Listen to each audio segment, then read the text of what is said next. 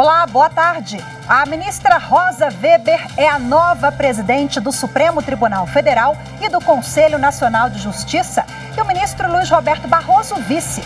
Juíza há 46 anos, Rosa Weber é a terceira mulher e primeira magistrada de carreira a assumir o cargo. Em seu discurso de posse, a presidente afirmou seu compromisso com o Estado democrático de direito, a laicidade do Estado e a separação dos poderes. A posse da presidência do Supremo Tribunal Federal é um dos destaques do Jornal da Justiça de hoje. Vamos aos demais. Ministra Rosa Weber rejeita pedido da Procuradoria-Geral da República para arquivar investigações requeridas pela CPI da pandemia. Aplicativo do Tribunal Superior Eleitoral recebe mais de 10 mil denúncias de propaganda eleitoral irregular em menos de um mês. E ainda votação no exterior. Quase 1.000 urnas serão enviadas para 77 países.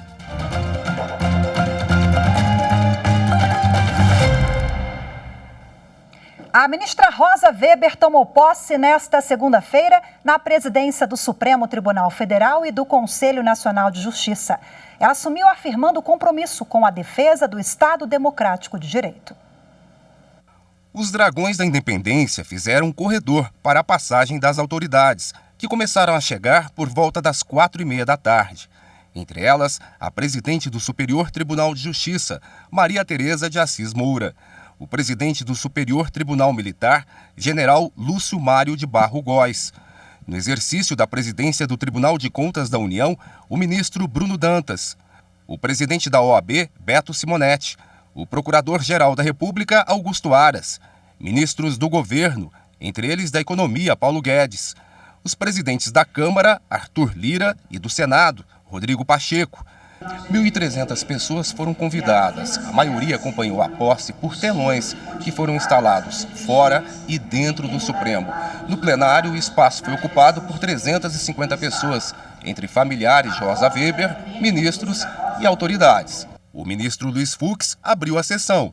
Declaro aberta a sessão solene destinada à posse da presidente e do vice-presidente do Supremo Tribunal Federal e do Conselho Nacional de Justiça. A banda do Batalhão da Guarda Presidencial e o coral Supremo Encanto tocaram o hino nacional.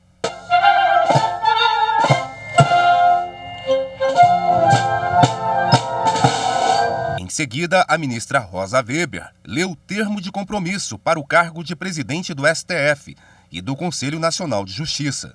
Prometo bem e fielmente cumprir os deveres do cargo de presidente do Supremo Tribunal Federal e do Conselho Nacional de Justiça, em conformidade com a lei e em conformidade com a Constituição e com as leis da República. Chegava o momento da troca de lugares da bancada entre o ministro Luiz Fux e, agora sim, a presidente Rosa Weber. A partir daí, a solenidade foi conduzida pela presidente da Corte. Na sequência, o ministro Luiz Roberto Barroso leu o termo de compromisso para o cargo de vice-presidente do STF e do CNJ. Prometo bem e fielmente cumprir os deveres do cargo de vice-presidente do Supremo Tribunal Federal e do Conselho Nacional de Justiça, em conformidade com a Constituição e as leis da República. A ministra Carmen Lúcia disse que Rosa Weber assume a presidência num momento difícil para o Brasil e o mundo. Vossa Excelência, ministra, não assume o cargo em momento histórico de tranquilidade social e de calmaria, política, econômica nem social. Bem diferente disso. Os tempos são de tumulto e de desassossego no mundo e não diferente disso no Brasil. Por isso, tanto mais é necessária a presença de pessoas com as extraordinárias qualidades de Vossa Excelência, de decência, de prudência e de solidez de posições, combinada com especial lianeza de trato. O Procurador-Geral da República destacou a competência da nova presidência. Em toda a carreira, vem honrando a justiça brasileira com sua estabilidade de espírito, dignidade de conduta e firmeza inabalável na defesa dos direitos da coletividade, da democracia e do respeito às instituições republicanas democráticas. É de se sublinhar o extremo zelo de Vossa Excelência pelos direitos e garantias fundamentais, mormente o devido processo legal. Alberto Simonetti, presidente do Conselho Federal da OAB, falou da importância da escolha de uma mulher para a presidência do Supremo. Desejamos que a presidência da ministra Rosa Weber no Supremo Tribunal Federal estimule a entrada de mais mulheres nos espaços decisórios dos poderes da República e na iniciativa privada. E a advocacia estará presente, pronta e à disposição para colaborar com a construção do futuro que queremos para o Brasil, norteado pela prevalência da Constituição Federal. Após o discurso, Rosa Weber, acompanhada dos filhos e do ministro Luiz Roberto Barroso, receberam os cumprimentos no Salão Branco do Supremo. No primeiro discurso como presidente do Supremo Tribunal Federal, Rosa Weber fez uma defesa enfática da independência do Judiciário. A ministra deixou claro que o respeito à Constituição e a manutenção da democracia serão o eixo central de sua gestão à frente da Suprema Corte. Logo no início, Rosa Weber destacou a importância de um judiciário independente e seu respeito à democracia e à Constituição. Sejam as minhas primeiras palavras a de reverência incondicional à autoridade suprema da Constituição e das leis da República, de crença inabalável na superioridade ética e política do Estado democrático de direito, e de certeza de que sem um poder judiciário independente e forte, sem juízes independentes e sem imprensa livre, não há democracia. A nova presidente lembrou o bicentenário da independência e aproveitou para homenagear os brasileiros. Presto homenagem ao povo brasileiro que não desiste da luta pela sua real independência e busca construí-la a cada dia, com garra e tenacidade, a despeito das dificuldades, da violência, da falta de segurança, da fome em patamar assustador, dos milhares de sem-teto em nossas ruas, da degradação ambiental e da pandemia ainda não totalmente debelada que tantas vidas ceifou. E aqui minha solidariedade sempre a todos os que nela perderam amigos e parentes. Rosa Weber destacou que, assim como a independência, a democracia também exige um trabalho permanente e respeito às diferenças.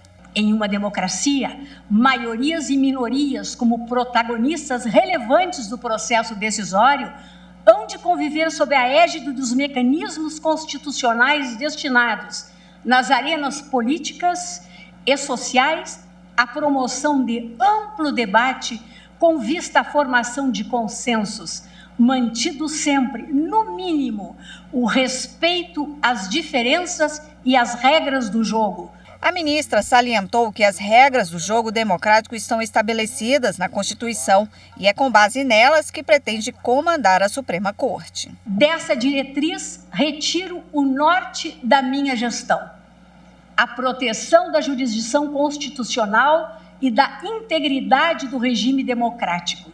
Ou, mais simplesmente, a defesa da Constituição e do Estado democrático de direito. Rosa Weber foi firme ao defender o Supremo Tribunal Federal como guardião da lei maior do país. Vivemos tempos particularmente difíceis da vida institucional do país. Tempos verdadeiramente perturbadores, de maniqueísmos indesejáveis. O Supremo Tribunal Federal não pode desconhecer esta realidade, até porque tem sido alvo de ataques injustos e reiterados, inclusive sob a pecha de um mal compreendido ativismo judicial, por parte de quem, a mais das vezes, desconhece o texto constitucional. A ministra citou Rui Barbosa para lembrar que cabe ao STF a última palavra quando se trata de interpretar a Constituição. Rui Barbosa observava: o Supremo Tribunal Federal, não sendo infalível, pode errar. Mas a alguém deve ficar o direito de errar por último, de decidir por último, de dizer alguma coisa que seja considerada como erro ou como verdade. Isso é humano. Fecho aspas. E de descumprimento de ordens judiciais, sequer se cogite em um Estado democrático de direito.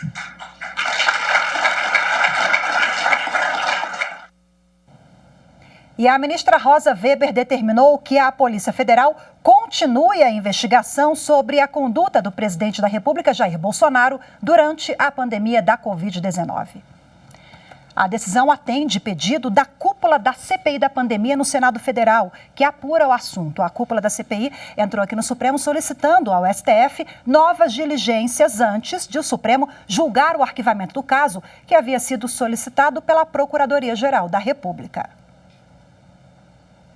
A presidente do Supremo Tribunal Federal, ministra Rosa Weber, reforçou que a Constituição atribui a atividade preliminar de apuração criminal prioritariamente à polícia. Rosa Weber explicou ainda que o Ministério Público tem o papel de cooperar com o andamento do inquérito, até ser aceito ou não pela Justiça. Ao pedir o arquivamento de 3 processos, que foram abertos a partir do relatório final da CPI da pandemia no Senado, a vice-procuradora-geral da República, Lindora Araújo, considerou ausente justa causa para andamento das investigações. As 3 petições foram ajuizadas depois que senadores apontaram indícios contra o presidente da República, Jair Bolsonaro, o ex-ministro da Saúde, Eduardo Pazuello, e o atual ministro Marcelo Queiroga, por supostos crimes contra a administração pública. Para a ministra Rosa Weber, o material apresentado na CPI da Covid no Senado pode acarretar em novos elementos para a investigação de má gestão pública durante a pandemia e, por isso, atendeu ao pedido da CPI e autorizou a Polícia Federal continuar com apurações sobre conduta do presidente Bolsonaro na crise. Veja a seguir no próximo bloco: Justiça em Rede. Tribunal de Justiça do Distrito Federal e Territórios realiza amanhã Seminário Internacional Gestão e Inovação no Judiciário. Os detalhes daqui a pouquinho, voltamos já.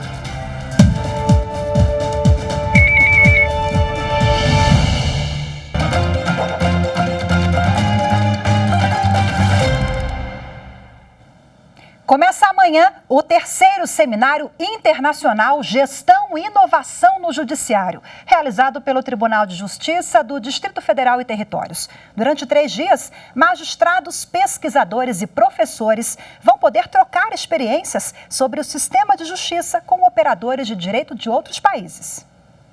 O debate é organizado pela Escola de Formação Judiciária do Tribunal de Justiça do Distrito Federal. O encontro vai até sexta-feira para trocar experiências e boas práticas dos sistemas de justiça brasileiro e mundial. O tema desta edição será a Justiça em Rede. E os temas a serem discutidos são o uso da inteligência artificial, a automação do judiciário, a justiça no metaverso e a proteção de dados em processos judiciais. O objetivo é melhorar cada vez mais a efetividade do sistema de justiça com o uso da tecnologia. O evento terá a participação de ministros do STF e do STJ e de representantes de Portugal, Espanha e Estados Unidos. O seminário é gratuito e será transmitido pelo canal do Tribunal no YouTube. Bom, agora para a gente falar um pouquinho mais sobre esse seminário, eu converso ao vivo aqui no estúdio. Já está conosco aqui pessoalmente hoje o juiz do Tribunal de Justiça do Distrito Federal e Territórios, Dr. Fabrício Lunardi, que é coordenador do evento. Seja bem-vindo hoje aqui pessoalmente no nosso estúdio. Muito obrigada pela presença. Boa tarde. Boa tarde, Rafaela. Muito obrigado. Sempre um prazer estar aqui com vocês. Boa tarde a todos e a todas. Doutor Fabrício, conta pra gente, já é a 3ª edição, o evento deu muito certo, qual é a importância dessa troca de experiências e com países que são completamente diferentes quando a gente pensa no sistema de justiça do nosso, né? Mas daí a peculiaridade que vai fazer o país crescer cada vez mais, essa troca com o diferente, o novo, né? Exatamente, essa troca tem sido muito importante, né? Eu tive um tempo na Europa agora, nesse último ano, conversando com outros países, né? Com outras pessoas, e a gente tem um problema que é comum, que é o desempenho do judiciário. Então, as pessoas reclamam que no Brasil o judiciário é lento, né, que tem a sua burocracia, e a gente observa que esse problema também é um problema dos outros países. Então, nada melhor que a gente ver o que esses outros países estão fazendo em termos de gestão, de inovação, de tecnologia, para a gente trazer para o Brasil. E estando também lá, eu também observei que a gente tem muita coisa para exportar para esses países, né? Então, esse diálogo vai ser muito interessante. A gente tem Brasil, Portugal, Espanha e Estados Unidos nesse seminário, os maiores especialistas do Brasil e dos Estados Unidos debatendo esses grandes temas que vão auxiliar a justiça brasileira a melhorar. Eu falei de diferença, mas é só no que se refere ao ordenamento jurídico ali, as ações, as competências, mas os problemas de fato são bem parecidos, né? E de que forma eles podem contribuir com o Brasil? Porque só me falava nos bastidores que o nosso país, viu, gente, está muito avançado no que se refere à justiça 4.0, já 5.0, a gente já caminha muito bem nesse sentido, né? Mas de que forma esses outros países vão poder contribuir conosco também? Exatamente, isso é muito interessante, assim. Então, quando a gente começa a conversar com essas outras pessoas, a gente observa exatamente isso, que o Brasil está muito bem posicionado em termos de justiça digital, que a gente chama de e-justice, né? E que a gente também tem outras coisas para importar. Por exemplo, a gente estava numa mesa de conversa com especialistas, né, em Portugal, e eles ficaram escandalizados que a gente não tem proteção de dados nos processos judiciais. Então, nos processos judiciais, por exemplo, brasileiros, todos os dados das pessoas ficam abertos. E isso, para a Europa, isso é um escândalo, assim, né? Eles realmente não conseguem entender. E quando eu converso, por exemplo, com uma pessoa da área de TI do meu tribunal, ele me diz exatamente o seguinte: olha, isso seria muito fácil de fazer por um simples programa de automação. Então, a gente vê que realmente, se a gente trocar as ideias, né? Trocar essas ideias, tiver essa troca de ideias, a gente olhar para eles lá, buscar o que tem de melhor deles e também, né, a gente pode ter importantes trocas e efetivamente melhorar a justiça brasileira em termos de gestão, de inovação, de uma justiça mais rápida e mais qualificada para o cidadão. E aí vocês pretendem, com o resultado dessa troca de experiências, colocar em prática também? É claro que vai depender, né, às vezes, de recurso, de tempo e de... Enfim, tem várias coisas envolvidas, mas essa é a ideia, né, doutor Fabrício? Exatamente, Rafael. Isso é muito interessante porque o seminário, ele é 100% virtual, ele é gratuito, já tem mais de 400 inscritos e como ele é virtual... ele fica transmitido no YouTube, né? Então as pessoas vão estar no YouTube e todas as pessoas, todos os participantes vão poder estar ali perguntando para os palestrantes e também debatendo e colocando as suas ideias. E como tudo isso fica registrado no chat do YouTube, a nossa ideia é pegar esse chat, salvar, pegar as melhores ideias e buscar implementar nos tribunais.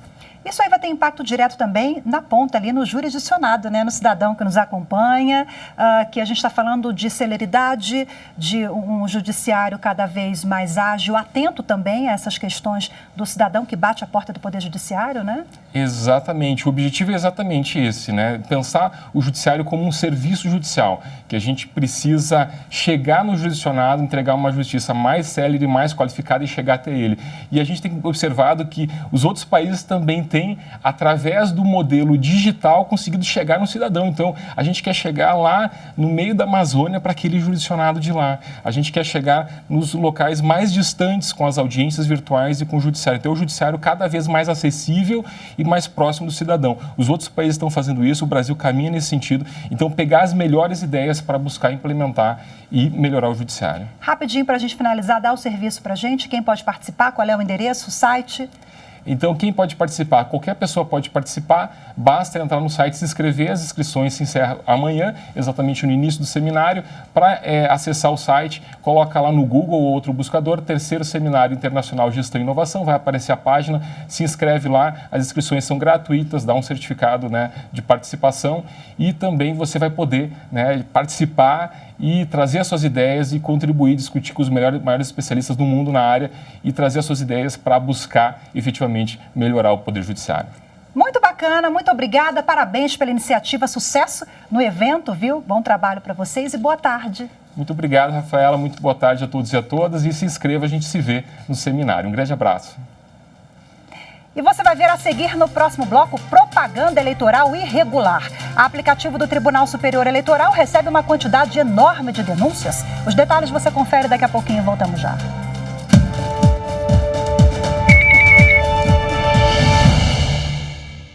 Poucos sistemas eleitorais em todo o mundo reúnem a confiabilidade do nosso, comandado pela Justiça Eleitoral, com extremo rigor e respeito às regras democráticas.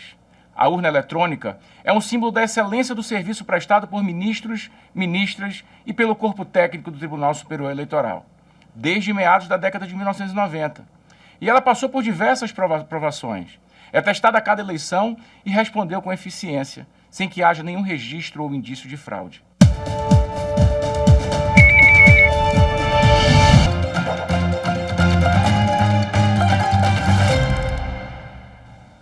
Em menos de um mês, foram registradas mais de 10 mil denúncias de propaganda eleitoral irregular no aplicativo Pardal, desenvolvido pela Justiça Eleitoral.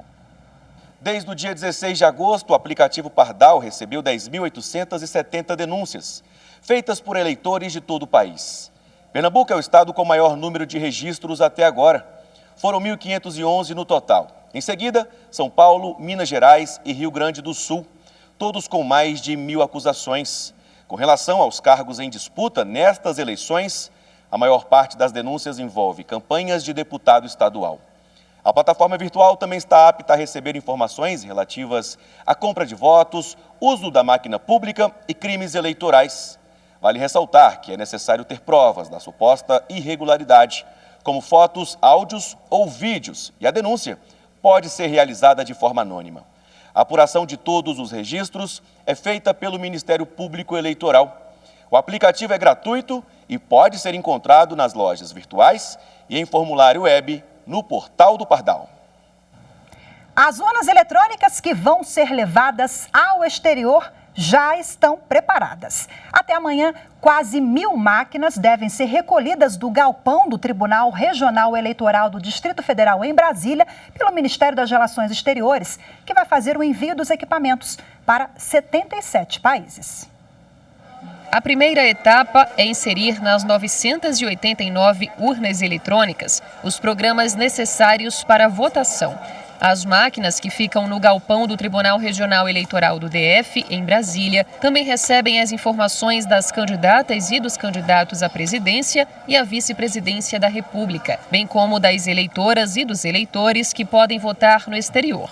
Elas são enviadas para os países, é executado o primeiro turno, e se houver segundo turno, nós vamos mandar um arquivo para cada embaixada, e a própria embaixada vai preparar a urna eletrônica para o segundo turno, né? Então a gente manda um arquivo com os candidatos que vão concorrer e a própria embaixada faz esse autoteste e gira a urna para o segundo turno.